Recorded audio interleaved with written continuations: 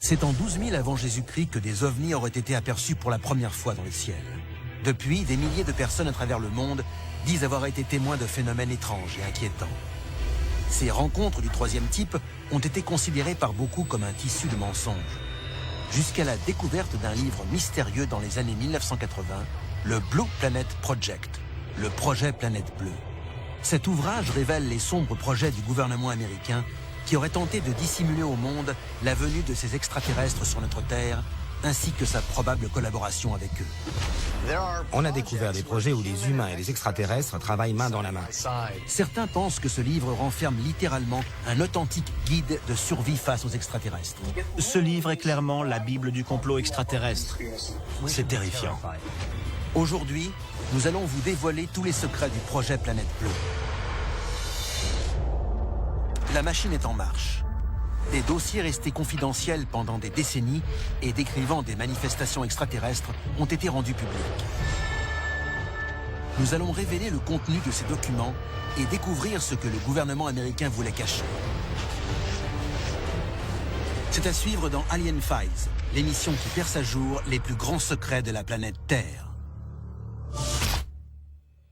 Le projet Planète Bleue recense 160 races extraterrestres différentes et décrit les technologies et les infrastructures souterraines utilisées par les extraterrestres sur Terre. Un ensemble d'informations que le gouvernement aurait tenté d'étouffer. Si ce projet Planète Bleue est réel, alors il va complètement transformer notre vision de l'univers. Nous ne sommes plus au centre du monde. Si le projet Planète Bleue dit vrai et qu'il y a effectivement eu une campagne de désinformation de la part du gouvernement, alors quand tout cela a-t-il commencé? 16 juillet 1945, à 55 km au sud-est de Socorro, au Nouveau-Mexique. Peu avant 5h30 du matin, une violente explosion secoue tout le sud-ouest des États-Unis. Le souffle atteint les 3 km de diamètre et rase 13 km² de désert. Il s'agit de l'essai nucléaire de Trinity et il marque le début de l'ère atomique. Les projets comme Trinity et même les bombardements d'Hiroshima et Nagasaki ont eu un impact énorme sur nous, mais aussi sur tous ceux qui pouvaient voir notre planète de loin. Ces explosions étaient tellement énormes qu'elles étaient parfaitement visibles depuis l'espace. Quiconque se trouvait à proximité de la Terre les a forcément vues. Dans les années 1940, après les premiers essais nucléaires, des ovnis ont commencé à faire leur apparition dans le ciel et à s'intéresser de plus en plus à ces nouvelles décharges d'énergie. 8 juillet 1947. Presque 2 ans jour pour jour après l'essai de Trinity et à 250 km seulement du site, une des plus célèbres manifestations extraterrestres de l'histoire est sur le point de se produire. Pourquoi les extraterrestres sont-ils venus à Roswell?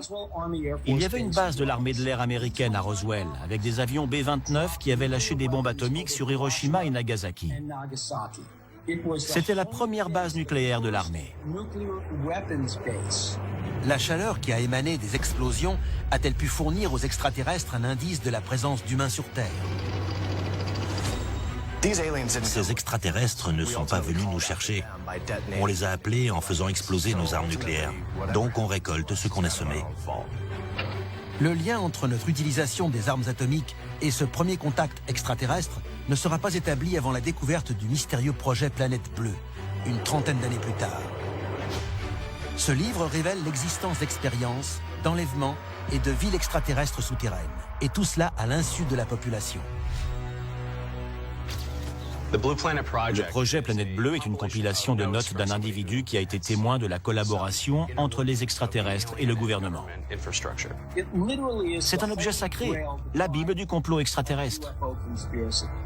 Ceux qui croient à l'authenticité de ce livre pensent qu'il a été écrit par un scientifique appelé Jefferson Sousa. Cet homme aurait participé à des projets ultra confidentiels et son statut au sein de l'armée lui aurait permis d'avoir connaissance de tous les secrets militaires.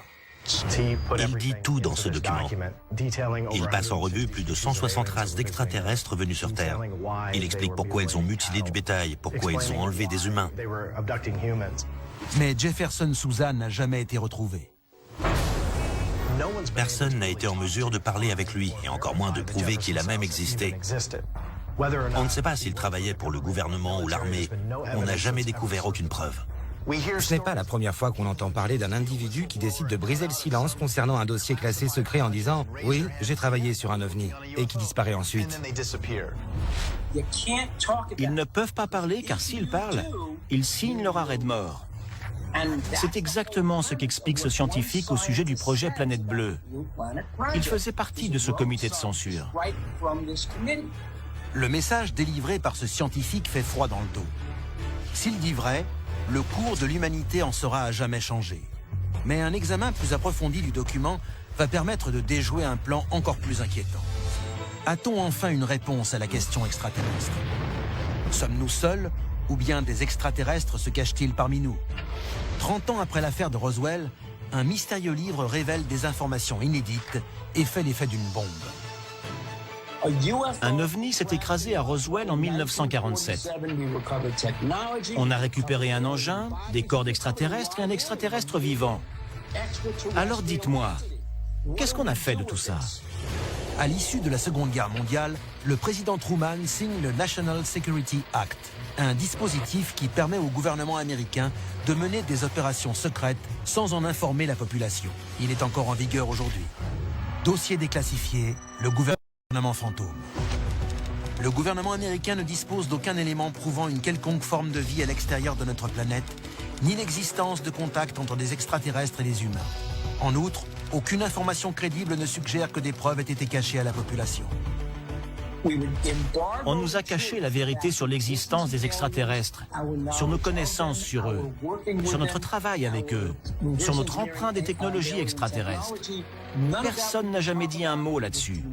Le gouvernement a tout nié en bloc. D'après le projet Planète Bleue, le gouvernement américain a mis au point la plus grande campagne de désinformation de l'histoire, tout en essayant de découvrir ce que la technologie et les armes extraterrestres pourraient nous apporter. Mais c'est un travail qu'il n'a pas pu accomplir seul. Le projet Planète Bleue explique qu'il existe un ensemble de sociétés secrètes qui se sont intéressées aux extraterrestres et ont organisé les relations avec les extraterrestres venant sur Terre. Pour la première fois de l'histoire, le projet Planète Bleue met un nom sur ces sociétés secrètes.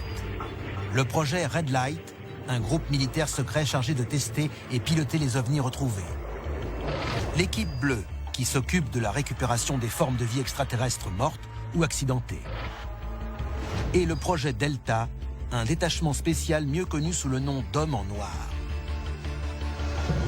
Mais aucun groupe n'est plus célèbre que celui qui se cache derrière tous les autres, le fameux groupe Majestic, aussi surnommé MJ-12.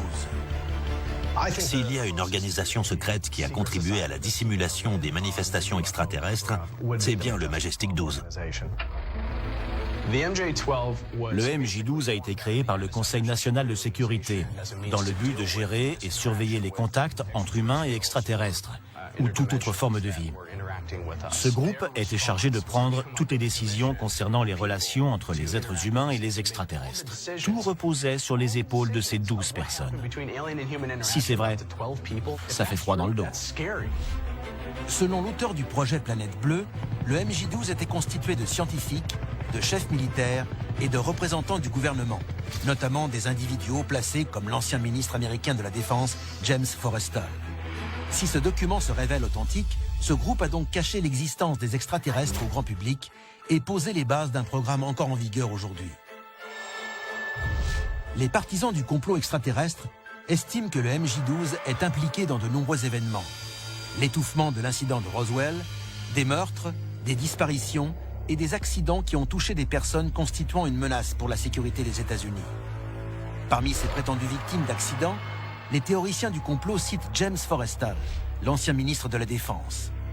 Des rapports indiquent que le président Truman en personne a demandé à James Forrestal de démissionner, car ce dernier s'était dit opposé à garder le silence sur la question extraterrestre. Au matin du 22 mai 1949, James Forrestal est retrouvé mort après avoir mystérieusement sauté du 16e étage de l'hôpital où il avait été admis. La cause officielle de la mort est une simple chute accidentelle. Le gouvernement a toujours nié vigoureusement l'existence du MJ-12. Mais 2 documents mis au jour récemment affirment pourtant que le MJ-12 et son programme sont bien réels. Ils ont trouvé la preuve que ces groupes secrets existent bien, qu'ils sont toujours en service et qu'ils accomplissent exactement la mission qu'on leur a confiée, garder l'existence des ovnis secrètes tout en étudiant leur technologie. Je n'ai pas besoin d'y croire. Les preuves sont là. Et ce sont des preuves qui seraient recevables dans un tribunal. Et les révélations ne s'arrêtent pas là. L'auteur du projet Planète Bleue va encore plus loin. Dans les années 1940, des rapports faisaient état d'atterrissage extraterrestre. Ils étaient coordonnés par l'armée de l'air américaine. Et ils faisaient état aussi de traités signés avec diverses nations extraterrestres, qui nous donnaient accès à leur technologie. Si je suis convaincu qu'on a eu des contacts avec ces espèces, c'est parce qu'à l'époque de ces expérimentations, l'industrie américaine a décollé. Ça a commencé dans les années 1940. Les gens disent que c'est à cause de la guerre, mais il s'agissait de technologies qui n'existaient pas auparavant. Comment est-ce possible? Les extraterrestres nous ont aidés à développer de nouvelles technologies. Mais qu'est-ce qu'on leur a donné en échange? Les extraterrestres sont-ils parmi nous? Et si oui, d'où viennent-ils? Et que veulent-ils? Dans les années 1980, un document inquiétant a commencé à circuler au sein de la communauté des partisans de la théorie du complot. Un document suggérant que des extraterrestres vivent en secret sur notre planète, le projet Planète Bleue. Ce livre décrit plus de 150 espèces d'extraterrestres ayant visité notre planète. Plus effrayant encore, il fournit un portrait très détaillé de ces races, comme si son auteur les avait approchés de près.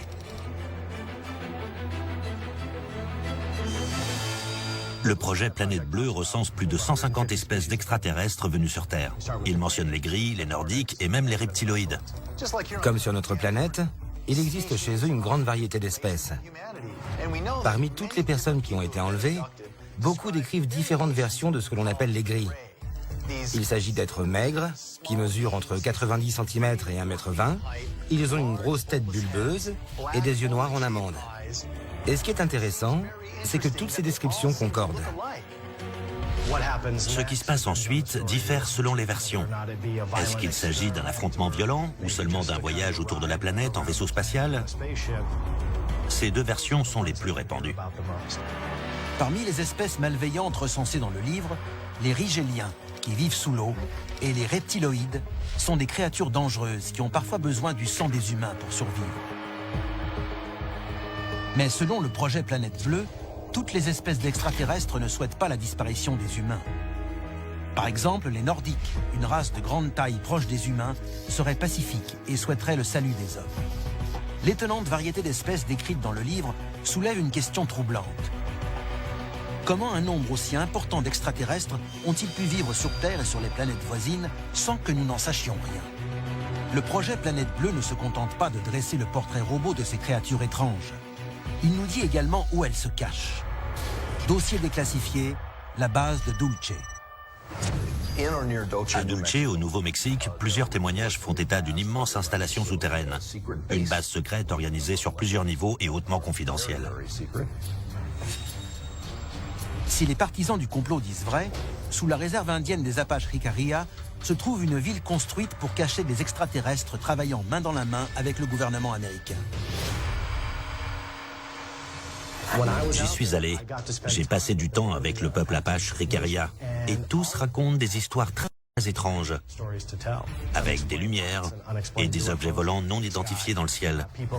D'autres disent avoir vu des créatures bizarres courir dans la forêt la nuit. Il se passe forcément quelque chose là-bas.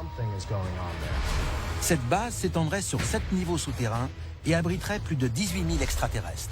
On y pratiquerait tout un éventail d'expériences, de la production d'armes très sophistiquées à la création d'un hybride du lézard et de l'homme. Plus on descend, plus c'est secret. En fonction des niveaux, les recherches s'intéressent davantage aux besoins des extraterrestres qu'aux besoins des hommes. On a entendu parler de projets assez inquiétants. Par exemple, d'une cuve remplie de membres humains dans laquelle les extraterrestres plongent pour absorber des nutriments à travers leur peau. D'autres niveaux se consacrent à la fécondation in vitro, à la conception d'extraterrestres en éprouvette. Toutes ces choses peuvent-elles réellement avoir lieu ici, sur Terre? Selon le projet Planète Bleue, ce pacte entre l'armée américaine et les races extraterrestres permet de mener différents travaux de recherche sur le contrôle de l'esprit humain, l'accueil des extraterrestres, les tests génétiques ou encore la conservation cryogénique d'humanoïdes. Tout dépend de la nature du pacte conclu entre notre armée et les extraterrestres. Quel était l'accord? À qui appartient cette base? A-t-on eu le choix ou nous a-t-on forcé la main? On ne sait pas exactement comment ça s'est passé. Tout ce qu'on sait, c'est que ça s'est passé. On les a autorisés à enlever un certain pourcentage de notre population pour la recherche médicale et pour des expérimentations qui les intéressaient. Mais ce qui s'est passé, c'est qu'ils ont rompu le pacte et enlevé beaucoup plus de gens que ce qu'on avait prévu au départ. Des témoignages décrivent ces enlèvements comme extrêmement violents et terrifiants. On parle de victimes humaines. Si le projet Planète Bleue dit vrai, il pourrait s'agir de n'importe qui, y compris des gens de votre famille. Personne n'est à l'abri. Dans quel but ces expérimentations ont-elles été menées? Le projet Planète Bleue fournit une réponse troublante. L'auteur du projet Planète Bleue dit qu'il existe plusieurs explications à ces enlèvements, mais que la principale raison serait la reproduction. Des extraterrestres nous enlèvent et font différentes expériences, notamment des croisements avec des humains. Pourquoi ferait-il une chose pareille? Pourquoi croiser un humain avec un extraterrestre? La réponse la plus évidente et qui apparaît clairement dans le livre, c'est qu'ils essaient de sauvegarder leur espèce, ils essaient de se reproduire. Et dans ce cas, la vraie question est, que deviendront les êtres humains une fois que les extraterrestres seront parvenus à trouver ce qu'ils cherchaient? Le projet Planète Bleue évoque de terrifiantes histoires d'enlèvement et d'expérimentation. Mais le plus inquiétant est peut-être le sort que réservent les extraterrestres aux humains une fois qu'ils auront terminé leurs recherches. Réfléchissez-y d'un point de vue purement logique. Mettez-vous à la place des extraterrestres. Quel est le véritable fléau sur la planète Terre? Qui faut-il éliminer? Les humains. Si le projet Planète Bleue dit vrai, une énorme révolution se prépare et le gouvernement doit dire toute la vérité. Le projet Planète Bleue est un authentique guide de survie face aux extraterrestres. Il renferme peut-être la clé de notre salut, mais seulement si on y croit. C'était Alien Files, l'émission qui perce les plus grands secrets de la planète Terre.